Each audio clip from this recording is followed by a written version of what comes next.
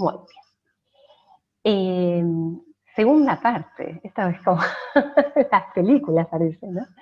Que vino la segunda parte, nos quedó un poco corta la reunión de la vez pasada para este espacio de práctica, este espacio también de preguntas que vayan queriendo hacer de lo que vamos compartiendo. Yo creo que al tener así la pantalla puede que yo no vea el chat, ¿sí? Sí creo que veo si entra alguien para admitir, pero si surge algo en el chat me avisan de alguna manera, así lo podemos ver, ¿sí? Perfecto. Entonces, vamos a hacer un rápido repaso de lo que ya vimos, ¿sí? De qué es comunicación no violenta. Y como les contaba, la pueden encontrar con la abreviación, la abreviatura que es CN de corta, por comunicación no violenta, pero también muchas veces se llama comunicación empática, ¿sí? Es otra manera en la que pueden encontrar que se hace mención. Y la comunicación no violenta en realidad nos ayuda a conectar con nosotros mismos y con los demás de una manera tal que permite que nuestra compasión humana, que es natural, aflore, ¿sí? Es como una invitación a que sea protagonista de la escena.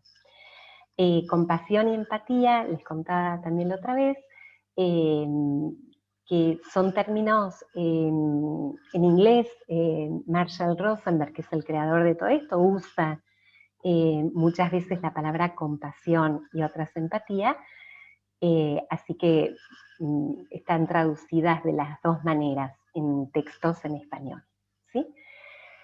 Y dejar que aflore la compasión que es natural, nuestra, de todos los seres humanos, la hacemos, en el caso de la comunicación no violenta, expresando de una manera honesta nuestros sentimientos, nuestras necesidades y escuchando con empatía los sentimientos y las necesidades del otro o de los otros. Esto nos permite reconocer y satisfacer nuestras necesidades junto con las del otro, de una forma auténtica y profunda. Y nos permite resolver pacíficamente los conflictos que son inherentes a la vida. O sea, los conflictos forman parte de nuestro vivir, de nuestro estar en sociedad, de nuestro estar con otros en el mundo. Y a veces hay conflictos que son también internos, ¿no?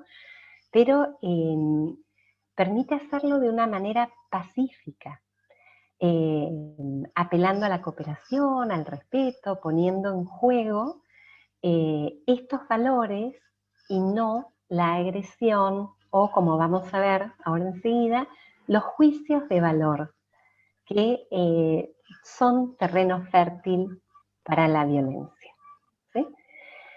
La vez pasada les contaba que más que ser un método o una técnica comunicativa, la comunicación no violenta, que fue concebida como un modelo, se acerca más a la idea de una práctica espiritual pacífica, podemos agregar, que propone desactivar la violencia al conectar con la vida. Y fue creada por Marshall Rosenberg, que ya les va resultando seguramente cara conocida a este punto, psicólogo estadounidense, que fue discípulo de Carl Rogers, que originalmente se dedicó a la clínica, pero que luego, muy interesado en estudiar en profundidad religiones, culturas, y sobre todo él quería entender por qué algunas personas se desconectan de esta natural empatía que la compartimos todos nosotros y reaccionan o actúan de una manera violenta, y qué hace que otras personas, aún en situaciones muy difíciles, puedan mantenerse conectados y fieles a esa naturaleza empática, ¿sí? Estas fueron las dos preguntas que acompañaron toda su investigación, que no fue una investigación de escritorio, ¿no? Él fue uno que realmente estuvo siempre, siempre en mucho intercambio y contacto con grupos, con personas, en escuelas, en hospitales, en cárceles. Estuvo incluso mediando conflictos bélicos, viajó por, creo que por todos los continentes, si no me equivoco. También trabajó en ámbitos públicos, en ámbitos privados como empresas, o sea, él realmente no solo crea este modelo, sino que lo lleva y lo aplica a diferentes ámbitos de interacción humana, ¿sí? Con estas dos preguntas, ¿no? ¿Qué hace que algunos se alejen de esa natural compasión humana y qué hace que otros la mantengan? Y él encuentra que hay en la base de estas diferencias algo que él llama el lenguaje. El lenguaje que usamos cuando nos hablamos o hablamos con los otros estaría, digamos, propiciando un tipo de comunicación sobre la otra. Y utiliza la jirafa para ejemplificar este lenguaje empático y el chacal para referirse y ejemplificar todo lo que es el lenguaje y la comunicación violenta, ¿sí? La vez pasada estuvimos viendo algunas características y decíamos que es un lenguaje muy habitual, es un lenguaje que lo tenemos bastante incorporado en nuestras culturas, y no solo en las nuestras, en muchas culturas, y en la sociedad. No es con el que nacemos, pero es con el que a medida que vamos creciendo y vamos participando de ámbitos de educación, lo vamos adquiriendo, ¿no? Y es el lenguaje que en lugar, digamos, de describir, en lugar de contar, en lugar de intentar comprender, tiende básicamente a juzgar, a emitir juicios sobre los demás y sobre sí mismo. Un poquito nomás, que trato, les pido un minutín. Bueno, y ahí está, que había algún ruido. Yo como estoy como host, tengo la posibilidad, y disculpen si lo hago, de silenciarlos, que es medio un contrasentido con el tema de nuestro encuentro de hoy, pero lo hago para que podamos escucharnos mejor en este momento, ¿sí? Es un lenguaje, el lenguaje de los chacales, imagínense, estos animales que están muy, muy dispuestos al ataque, ¿no? Al ir a cazar sus presas, con los dientes bien afilados. Y metafóricamente hablamos de los chacales para aplicarlo a cuando nos resulta muy fácil interpretar, el dar motivos de por qué alguien hace lo que hace, por qué tiene tal edad, por qué es joven, por qué es viejo. Entonces se olvida porque no le interesa. Esas son todas interpretaciones, ¿no? Es un lenguaje que diagnostica. Bueno, ¿cómo querés que se porte bien si tiene una familia disfuncional, por ejemplo, ¿no? Frases que hemos escuchado, que puede que hayamos incluso dicho. Es un lenguaje que clasifica, que pone etiquetas, y el riesgo con las etiquetas, cuando pensamos en alguien o nos formamos una idea en relación a, nuevamente, la edad que tiene la persona o el origen que tiene alguien, estas etiquetas no nos permiten entender que las personas son lo que son más allá de lo que su apariencia, por ejemplo, pueda mostrar, o más allá de lo que en algún momento han sido, y a veces nos limita la posibilidad de que pueda haber cambios y evolución en las personas que todos tenemos, por suerte. Es un lenguaje que piensa que hay dos maneras de pensar y de ver las cosas, la equivocada y la mía, ¿no? No sé si esta frase humorística un poco ejemplifica esta tendencia a ver desde nuestro ángulo, desde nuestra perspectiva, y con dificultades a pensar cómo lo pueden ver los otros, y que quizá el otro punto de vista sea mucho más rico, más habilitante que el propio. Y es un lenguaje que, decíamos, cuando quiere expresar una necesidad, la exige. Cuando necesita algo, en vez de pedir, cuando se refiere a algo que necesita de los otros o del otro, lo hace de una manera exigente, de una manera donde no da lugar a la libertad del otro de acceder o no al pedido que está haciendo, que no es un pedido, ya digo, es una exigencia. La lista de todo lo que comporta el lenguaje violento, les cuento que es mucho, mucho más amplia. Yo la reduje como para, digamos, simplificar, pero en esta lista se agregan, miren, la tengo acá porque imprimí, hay 20 posibilidades, acá estamos hablando solo de algunas, y esta lista incluye también el aconsejar cuando alguien no lo pide, el decir lo que vos tendrías que hacer, te vendría bien tal o cual cosa, o sea, el siempre pensar que tenemos la respuesta para el otro, ¿sí?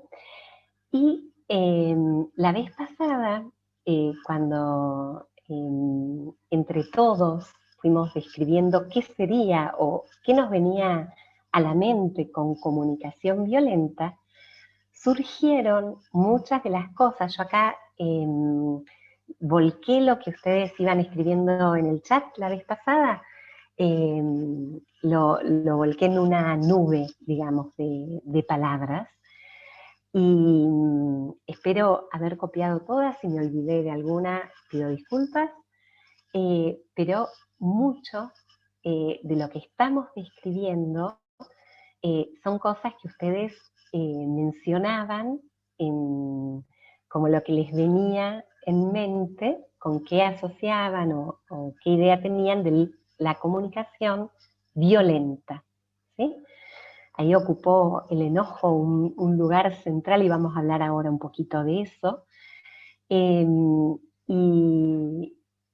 a mí se me ocurría, para quienes por ahí no lo están pudiendo leer, leo 4 o 5, hablan de insultos, de miradas hirientes, de falta de respeto, silencios, frialdad, agresividad, hostilidad, falta de empatía. ¿Sí?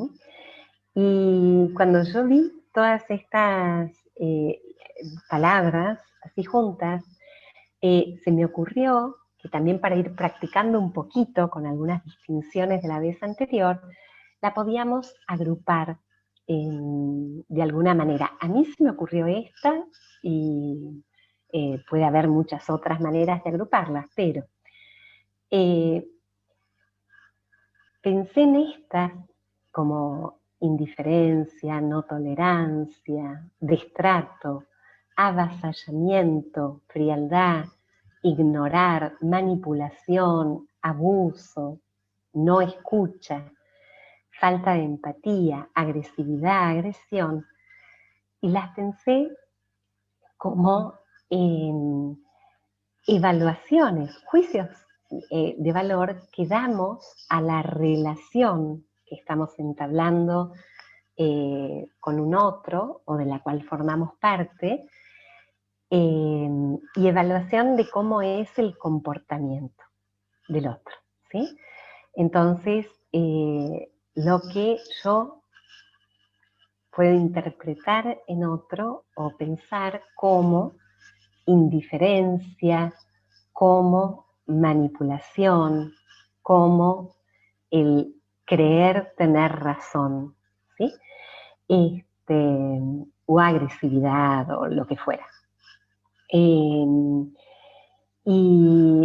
me pareció acá muy, muy importante que hayan surgido, porque sobre todo el creer tener razón es uno de los motivos más fuertes de conflicto entre las personas y que genera obviamente violencia, porque es cerrarse a conocer o entender las razones del otro, ¿no? La falta de empatía claramente es típica de los chacales, así como el avasallamiento, como la diferencia de poder, ¿no?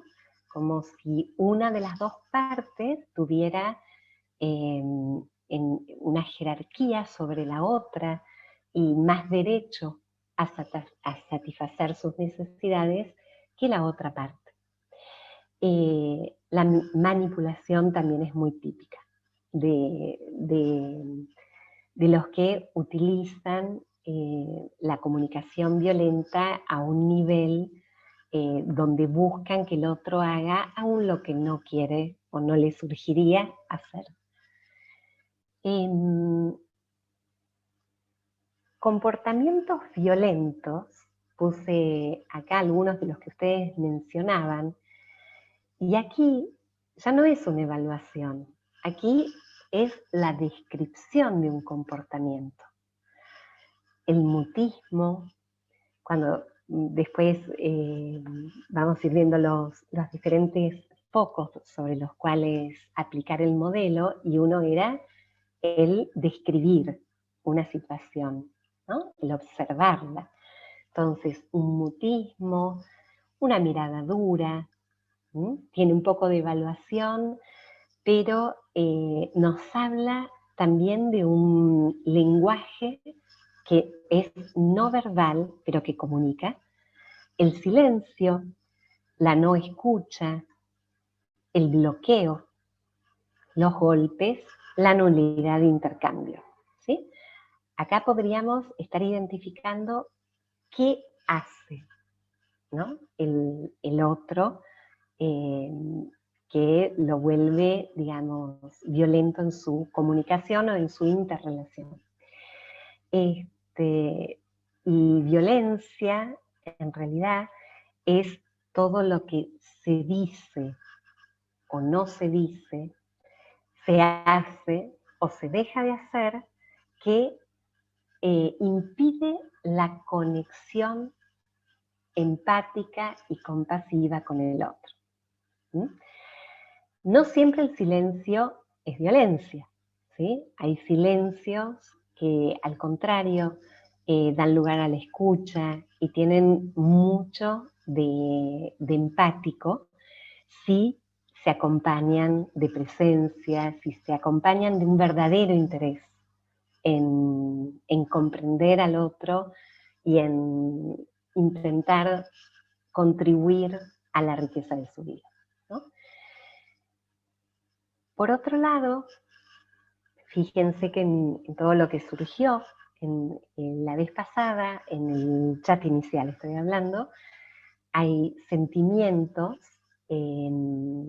emociones, ¿sí? En comunicación no violenta se habla de sentimientos, fundamentalmente, que muchas veces se equiparan a emociones y que tienen que ver con, o con sensaciones físicas también, y que tienen que ver con eso que nos marca cuánto están o no satisfechas nuestras necesidades más profundas.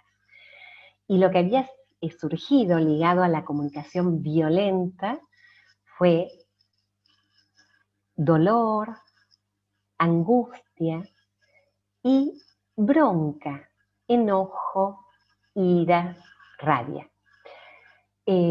La bronca, el enojo, la ira y la rabia están como bastante entrelazadas entre sí.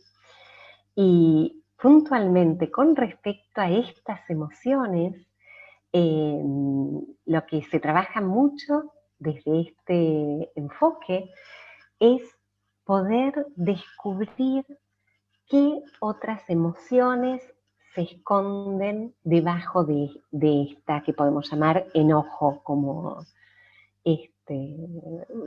la familia del enojo, ¿no?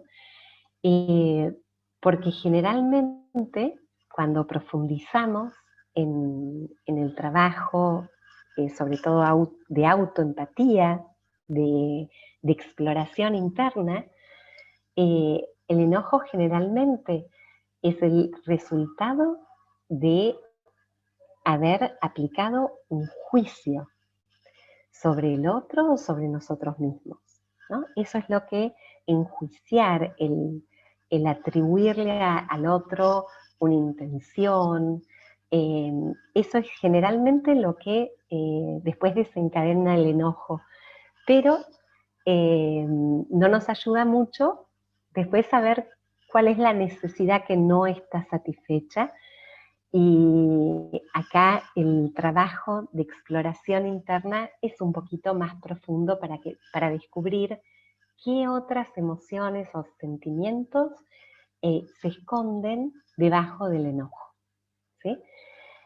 Al margen les comento que trabajando con adolescentes es muy notable, no sé si a ustedes les ha pasado, y en esto se repite mucho, que muchas veces al cómo te sentís o cómo estás, y dicen estoy muy enojado, y con cara de enojo y con toda la gestualidad del enojo, y en realidad se esconde muchas veces una tristeza, ¿no? Una emoción de tristeza por alguna pérdida, por algo que no está. Y es más fácil a veces disfrazarlo o encubrirlo con el enojo. Entonces, el chacal, que acá lo tenemos a la izquierda, con todo esto que estamos diciendo, nos desconecta del otro. Nos desconecta y nos puede producir, digamos, un lenguaje, o cuando el otro, ¿no?, está en esta posición de chacal, que promueve violencia porque hay desconexión, porque está mirando solo a sí mismo y porque se está defendiendo de un ataque o porque está atacando al otro, ¿no? Esta es la lógica, digamos, de los chacales. Y acá lo que ocurre es que hay una asimetría de poder. Lo mío es más importante que lo del otro.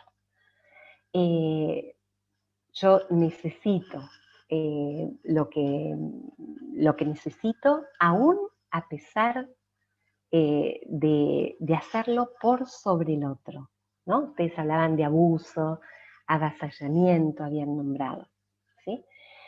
Y si vamos en esta línea que va del rojo, pasa por los violetas y los azules hasta el turquesa, en el otro extremo podemos concebir la compasión, la conexión auténtica con el otro y los modos que nos acercan a la paz, a una convivencia incluso pacífica. Y es un espacio donde el poder lo construimos juntos con el otro, donde no se desdibuja esta jerarquía, donde es uno sometido a las necesidades o a la voluntad del otro. Yo acá lo estoy poniendo tal vez en términos muy extremos, pero es llamativo y es revelador a veces cómo en lo cotidiano, a veces sin darnos cuenta, porque está muy naturalizado, sin ser natural, podemos caer, digamos, en el extremo más rojo, digamos así. Decíamos la otra vez que no es que haya personas chacales y personas jirafas, son dos modos, dos modalidades, y todos podemos ser en diferentes momentos, asumir, digamos, el lenguaje chacal, chacalear, como se puede decir, y en algunos otros el jirafa, ¿no? El lenguaje jirafa. Y muchas veces la clave tiene que ver con entender que entre el estímulo que yo recibo, ¿no? del otro, del afuera, del ambiente, o de mi diálogo interno, entre ese estímulo y la reacción, en realidad hay un espacio. Y a ese espacio es al que nos invita la comunicación no violenta, dedicarle tiempo a ese espacio entre lo que me impacta y antes de reaccionar, el poder responder implica que hubo ahí, usemos la palabra pausa, hubo una pausa, hubo un detenerme, explorar antes de seguir, ¿sí? Es como cortar eso automático que pudiera surgir reactivo y abrirnos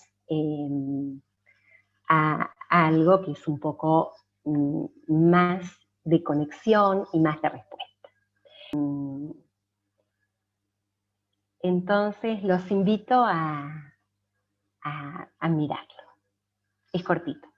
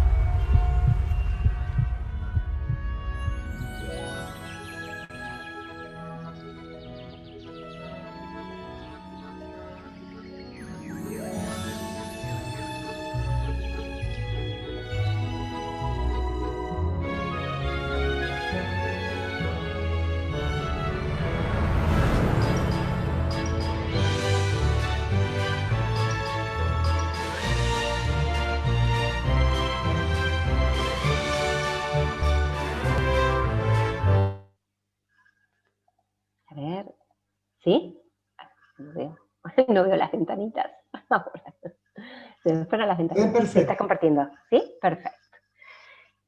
Y esta empatía que el video mostraba de un hombre en relación con otras personas, en realidad, para apoyar esta conexión, habíamos visto también la vez pasada, que puede ser con uno mismo. O sea, es la posibilidad también de aplicar esta empatía internamente. Cuando yo, antes de reaccionar, por ejemplo, ante un impulso, ante un estímulo que he recibido, decido frenar, tener una pausa y explorar un poquito también antes de responder, lo que estoy haciendo es aplicar la empatía conmigo mismo, es conectar conmigo mismo, conectar con mis emociones, con mis necesidades, antes de poder expresarla también al otro. Hay empatía también, es la otra vía de la conexión, cuando escucho de manera empática, como decíamos antes, abriendo esta posibilidad de ir al encuentro del otro, ¿sí? Dejando mis prejuicios, dejando mis juicios también y mis ideas de cómo deberían ser las cosas. ¿Sí? Y es también empatía lo que usamos cuando nos expresamos con honestidad con el otro, ¿sí? La expresión honesta no es decirle al otro, pienso que sos un idiota, por ejemplo, no se refiere a eso, sino es poder haber hecho todo un trabajo de, a partir de ese juicio que puedo estar teniendo en relación al otro y de las emociones, de qué es lo que está vivo en mí como necesidad y necesito también compartirla con el otro de una manera empática. Ahora vamos a ir a eso, ¿sí? Para esto es muy, muy importante asumirnos la responsabilidad que tenemos sobre la comunicación y sobre la relación, pero también sobre las emociones y las necesidades, ¿sí? Porque cuando asumimos que las emociones nos pertenecen y que no es el otro el responsable de las emociones que yo siento, ¿sí? Acá se abre un área que da mucho poder a las personas, ¿sí? Porque así como siento eso, puede pasar que sienta otra cosa, o así como siento eso, puedo rastrear qué me está diciendo, como nos hacía seguir antes Jorge en la práctica, darle espacio a la emoción y permitirnos que nos marque un camino de qué me está pasando, qué estoy necesitando, ¿sí? También, abrir el espacio a la emoción. Los 4 pasos de los cuales hablábamos la vez pasada también, que después de toda esta introducción que hicimos, queremos que no se conviertan en un método, en la fórmula, pero que nos ayuden a conectar mejor con nosotros mismos y con los demás, tienen que ver con, sobre todo cuando algo nos produce unas emociones, unas sensaciones que nos marcan que hay algo que no anda como nos gustaría que anduviera. Entonces, lo primero es poder observar sin juicios y sin evaluaciones los hechos. ¿Hay alguien que está por entrar? Ahí va.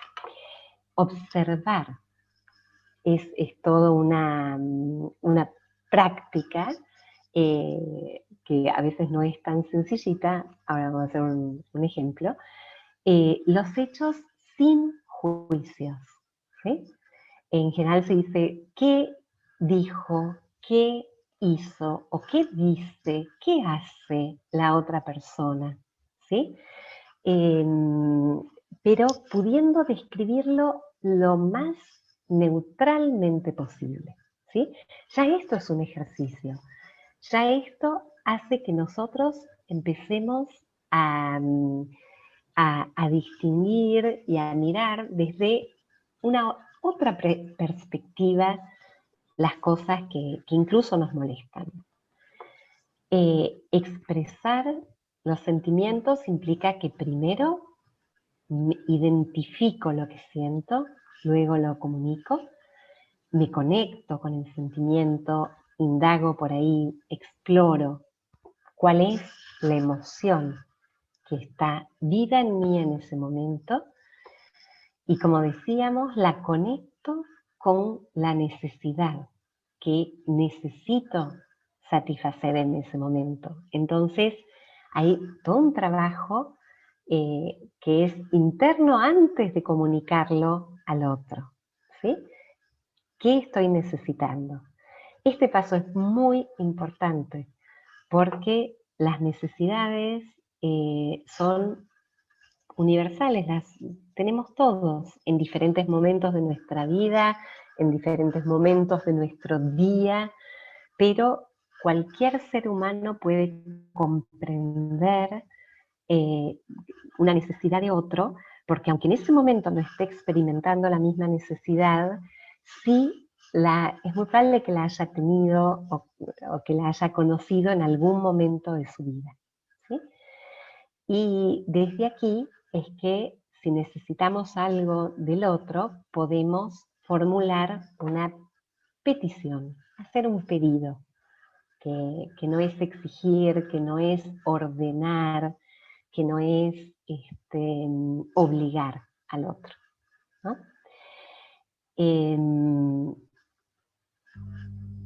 Ahí estamos, en nuestros 4 pasos, y también observamos lo que pensamos, ¿no? Cuando hay algo que queremos modificar o que queremos ajustar en nuestra vida, atendemos también al pensamiento, pero para, como les decía, tomarlo como tal, como un pensamiento, y el poder ir más allá de la historia tal como me la cuento, y como a veces se las cuento a quien quiera escucharla, ¿no?